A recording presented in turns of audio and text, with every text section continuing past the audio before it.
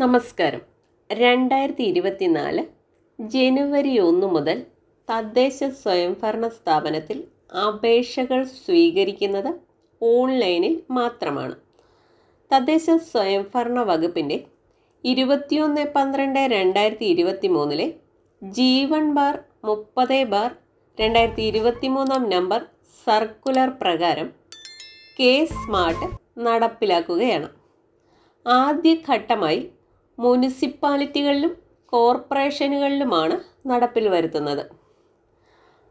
പൊതുജനങ്ങൾക്ക് K-Smart citizen web portal വഴി login ചെയ്ത് വിവിധ സേവനങ്ങൾക്കുള്ള അപേക്ഷകൾ നൽകാനും അതിൻ്റെ അറിയിപ്പുകളും സേവനങ്ങളും സാക്ഷ്യപത്രങ്ങളും പോർട്ടലിലും SMS, വാട്സപ്പ് വഴിയും ലഭിക്കാനും ആണ് സംവിധാനം ഒരുക്കിയിട്ടുള്ളത്.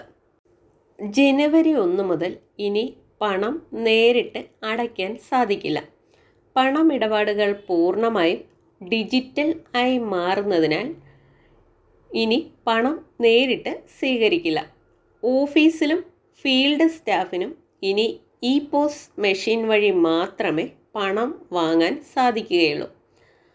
പൊതുജനങ്ങൾ അപേക്ഷ തരുന്നതു മുതൽ നഗരസഭയിൽ നിന്ന് സേവനം നൽകുന്നത് വരെയുള്ള എല്ലാ ഘട്ടങ്ങളിലും അപേക്ഷകൻ നഗരസഭകളിൽ നേരിട്ട് എത്താതെ സേവനം നൽകുന്ന രീതിയിലാണ് കെ-സ്മാർട്ട് തയ്യാറാക്കിയിട്ടുള്ളത്.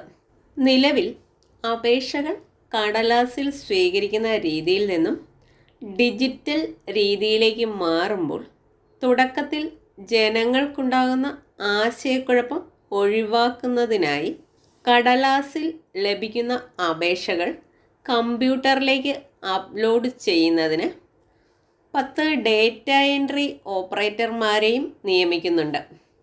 ഓരോ അപേക്ഷയും പൊതുജനങ്ങൾ ഓഫീസിൽ നൽകുമ്പോൾ സേവനം നിയമപ്രകാരം ഉള്ള സമയപരിധിക്കുള്ളിൽ ലഭിക്കാറില്ല. ഇനി ആ ബുദ്ധിമുട്ട് ഉണ്ടാകില്ല.